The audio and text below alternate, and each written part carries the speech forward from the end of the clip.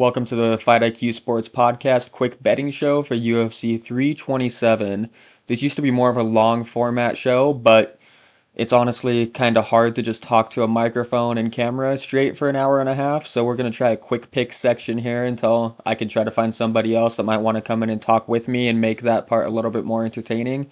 Um, you see the Carlos Ulberg cards out front here. I've been collecting those for a while, and hopefully they go up in value this week when he wins the title.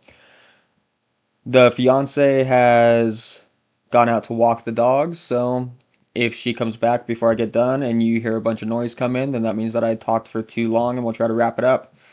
Starting off in the main event, we got Carlos Ulberg, a plus 100 underdog against Jiri Prozchazka.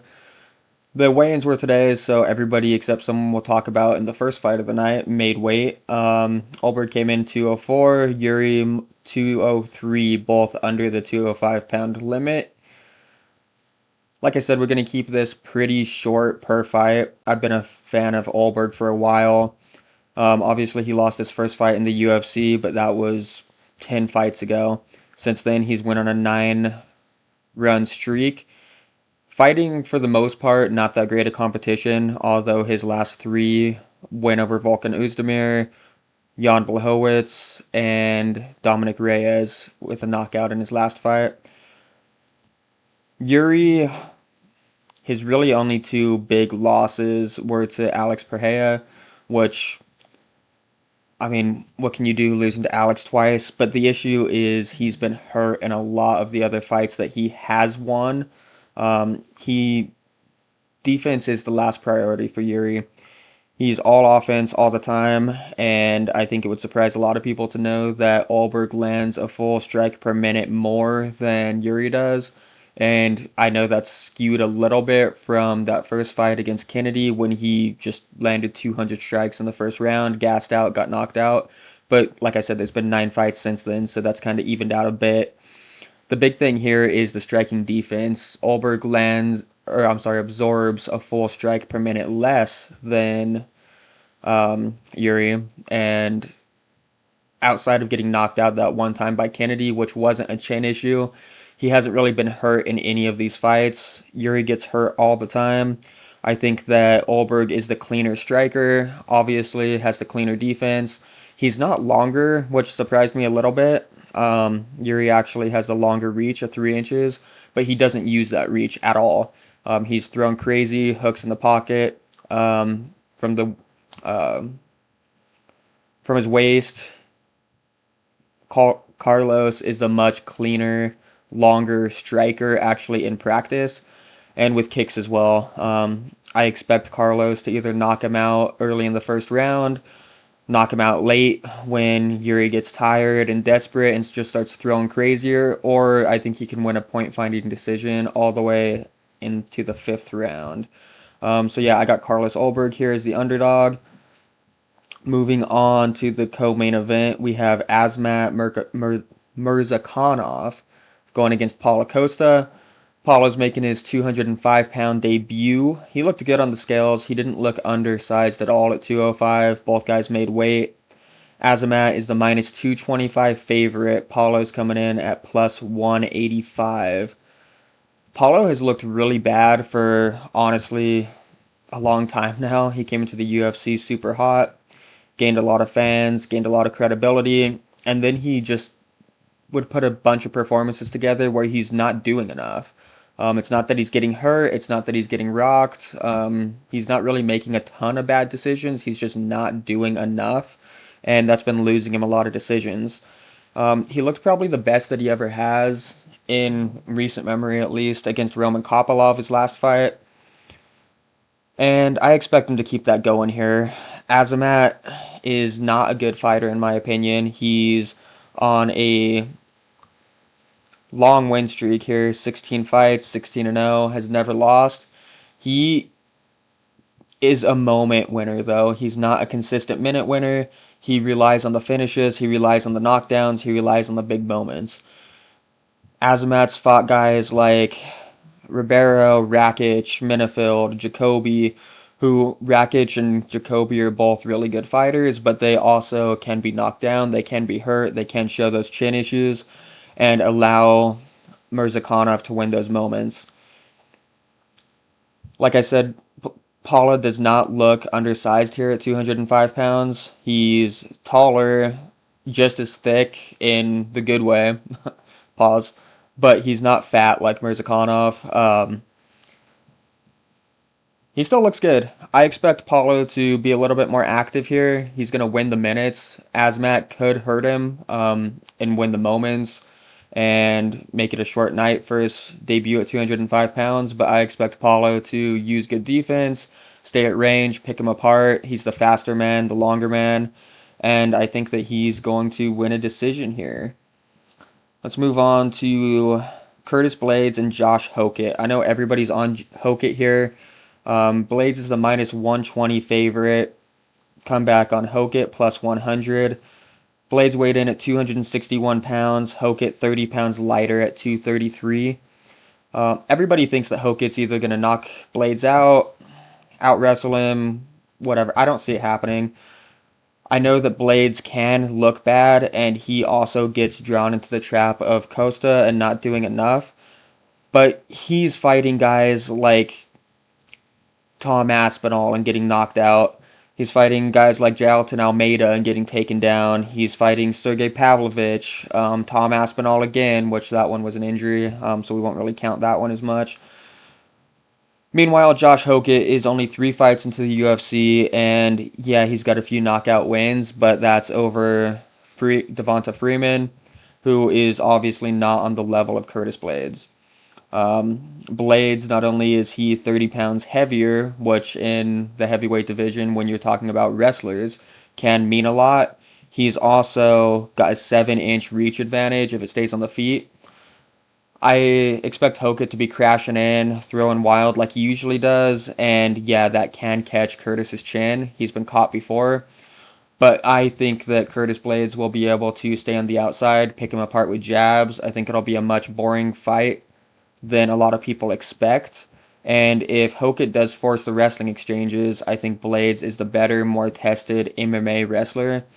And I think he'll be able to keep it on the feet, keep it standing. I don't know if he's going to hurt Hokett. He's 8-0, never been finished. But that's possible too. Anything's possible at heavyweight. So I'm going to take Curtis Blades here as the slight favorite. And I'd take a look at maybe the over. We'll take a look at those numbers later though. Next up, Dominic Reyes, the minus 150 favorite over Johnny Walker, comeback plus 125. Both guys weighed in at 205 pounds today. Both guys looked all right on the scale. Reyes didn't go tarps off for the face-off, trying to get all that Venom money he can, keeping everything on for the weigh-ins. I like Dominic Reyes here. He is one of the few guys that's been able to have almost a complete career resurgence outside of getting knocked out by Ulberg his last fight. But like I said, he's a very good fighter, fighting for the belt. Hopefully will be the champion by the end of the night. So I don't take too much into that. Johnny Walker, on the other hand, was on a complete spiral as well. He went through his periods to where he was really reckless and he was winning fights, and then he started losing fights out of that reckless nature. So he completely switched up, became a boring fighter, tried to be a point fighter. That wasn't working for him either. I lost a lot of money on Zhang in Walker's last fight. He was able to get the finish there. And I think that that might be a one-off. I don't think that Johnny Walker is going to have the same resurgence as Dom. And I expect Dominic Reyes to come out and get the knockout here. Moving on, we got Cub Swanson's retirement fight. He is a even money fighter against Nate Landwehr, both coming in at minus 110. Cub was 146 on the scales. Landwehr was 145 on the dot. They both looked good. They both always look good. The thing here is, yes, it's Cub Swanson's retirement fight. I know there's the message out there to not bet anybody in the retirement fight. I don't necessarily agree with that. The retirement fight isn't the issue. It's that when they're having the retirement fights, it's because they're already shot. So that's the issue. Nate, yes, he gets finished a bunch, but he's always gotten finished a bunch. This isn't because he's shot. This isn't because he's deteriorating. It's his chin's always been able to be caught there. And he was actually looking really good in his last fight until he got caught when he was the underdog there. I think that Nate's faster still than Cub. He's probably got a little bit better reflexes than Cub, which is saying a lot. And that's not good when Cub is a fighter who kind of Julian Erosa, Dom Cruz-esque, kind of fights with his hands down, throwing punches from the hip side. I think Nate's going to push the pace on him, obviously. Cub has never had cardio issues, so I don't think that'll be a problem there. But Nate's going to be winning this fight until he's losing it. So if Cub isn't able to crack him, I think Nate's going to win on volume. He's going to win on pace, takedowns, and he can hurt Cub as well. So I'm going to take Nate Landwehr here as the minus 110 even money. Next, we got the two Bellator fighters fighting in the UFC for the first time. Patricio Pitbull Frete against Aaron Pico.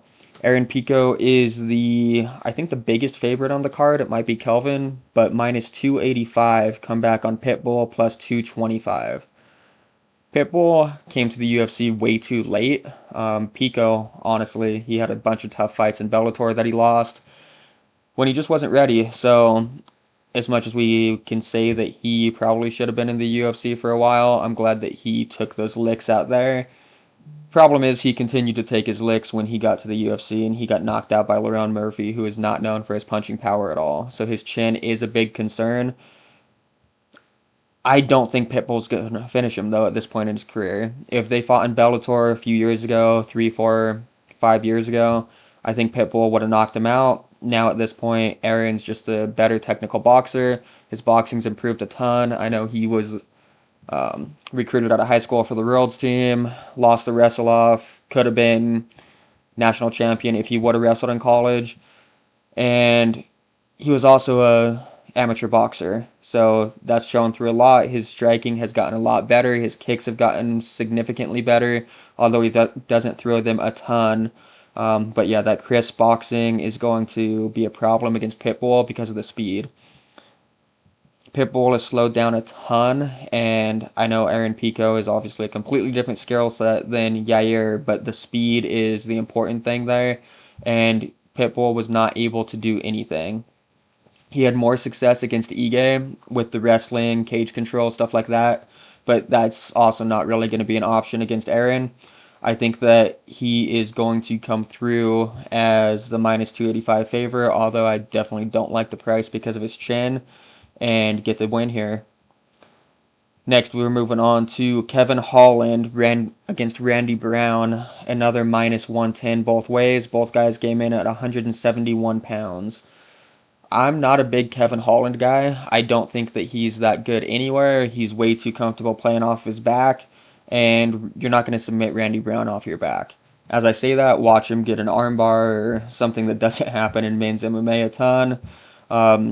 But Kevin Holland is talking about having to get remotivated for this fight, trying to get angry, trying to find something to where he can get that edge.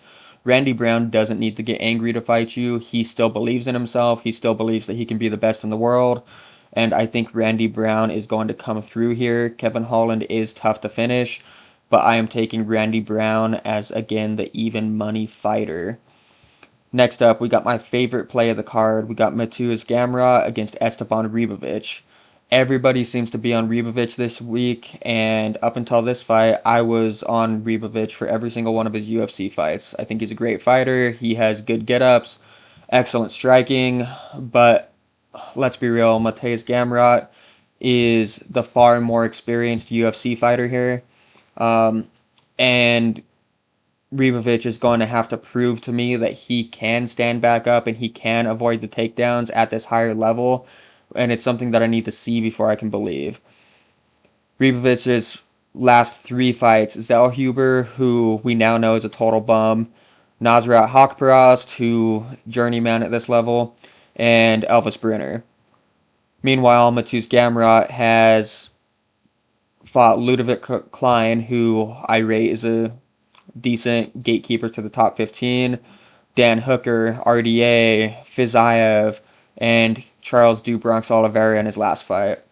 I thought that he would do a better job of being able to take Charles down and control him his last fight, because Charles can be controlled on the ground and also play the guard game a little bit like I talked about Kevin Holland. But Charles is past that point in his career. He just showed it again against Max Holloway. He's evolved a ton, and at this point, Gamrot couldn't beat him. but I still have a ton of faith in Gamrot moving forward, and I think that he's an excellent fighter. He is getting a little older. He's 6 years older than Ribovic, but I don't think that in this 3-round fight, the takedowns are going to tire him to the point where he ends up getting finished late.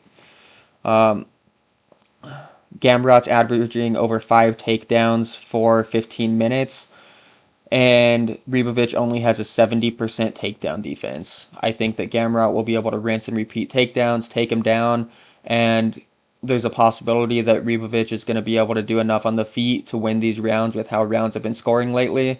But I don't think it's going to be enough. I don't think he's going to have enough time, and I don't think that he's going to get up as much as people are predicting. So I am going to take Gamrot here as, like I said, the minus 210 favorite. Next, we're moving on to the first women's fight. I guess the only women's fight of the card. We have everybody's former um, goat of the division that they thought was going to go on, do great things, become the champion, hold the belt for a long time, and then injuries just completely destroyed her career. Tatiana Suarez, minus 155 against Lupi Godinez with the comeback of plus 130. I think Suarez is completely shot. I don't know if it's because maybe she wasn't that good when the injury happened and women's MMA was just so bad back then, but it's evolved, and whether it's the injury or just the games moved her by, I don't think she's going to come back here and be able to take down Lupi consistently. If she does take her down, she's not going to be doing enough on top, and Lupi has a really good get-up game. Um, Going back to Lupi's fight against Verna, who's pretty much the only person that you can compare to Suarez's style in a lot of these matchups here at 115 pounds. She was able to avoid the ground for a long period of time, and when I say a long period of time, I mean shorter than everybody else has gotten controlled by Verna, and she was able to get back up time and time again.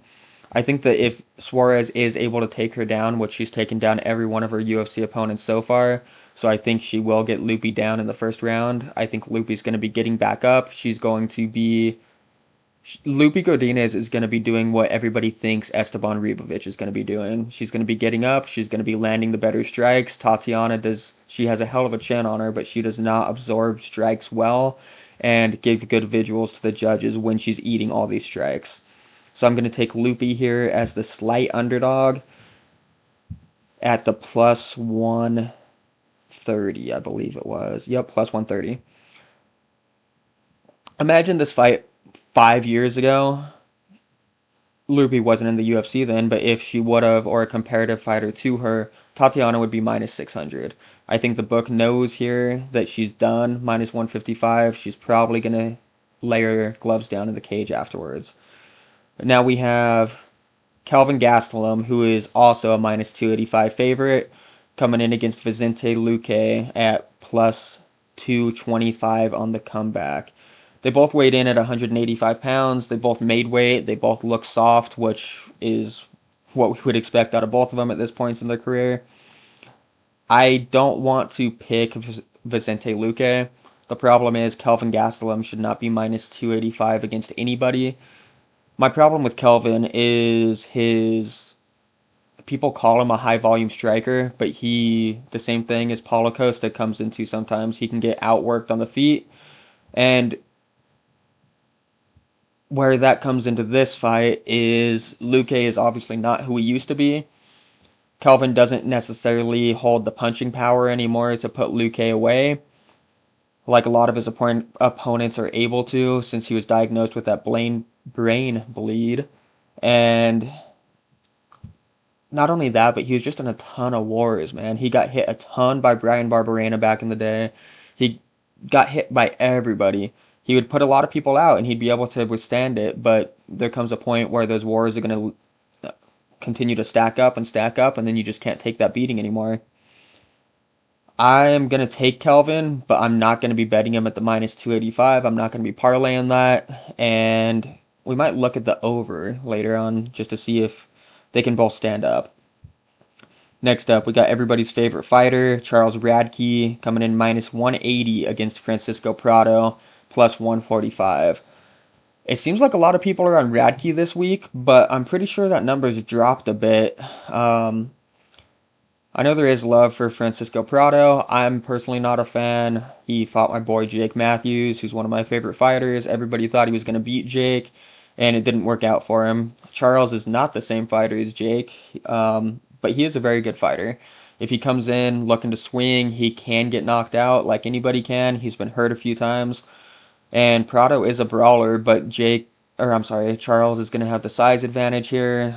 They both looked good at weigh-ins, but Charles is a little thicker, has better frame, more muscle on him, and slightly taller than Francisco. I don't think Francisco is a 170 pounder. He would look better at lightweight, but he did move up.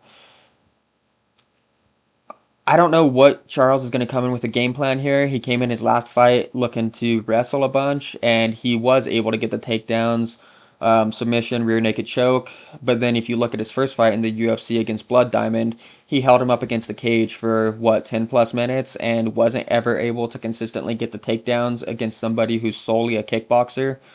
Uh, I think he just didn't want to overextend himself there, didn't want to go for something and either gas himself out or get cracked with an elbow or something going down for the takedowns, Travis Brown style. So I think that that might have been a one-off performance, and I think that Radke's grappling is better than he showed that night. So I think Radke can almost kind of win however he wants to here, and the path of least resistance would to take down Francisco Prado. We'll see if he does it, but I'm going to be taking Radke as the minus 180 favorite. First fight of the night and our first weight miss. Chris Padilla came in 3 pounds heavy at 158 pounds as the minus 165 favorite to Markel Medeiros, plus 135 on the comeback. I started off the week heavy on Markel. He's undefeated in the UFC. He's a high volume guy, takes a lot of chances, and I like his fighting style a bunch. Kind of through doing my research throughout the week, watching tape, listening to guys that I trust and respect, I kind of got swayed a bit. The reason why I got swayed on Chris Taco Padilla is he's a better decision maker. Um, these guys are only 1 year apart, but the experience edge is definitely in Padilla's favor. And he's just a very smart fighter in there. And I think Medeiros will be better later on in his career when he's able to up his fight IQ. He's able to make better decisions. He's able to prove that he's not going to get caught with his recklessness against these higher level fighters. And I just don't think he's at that spot yet. So I'm reluctantly going to go Chris Padilla here. But I do think it's a closer fight than a lot of people think. And I think that Markel can crack him.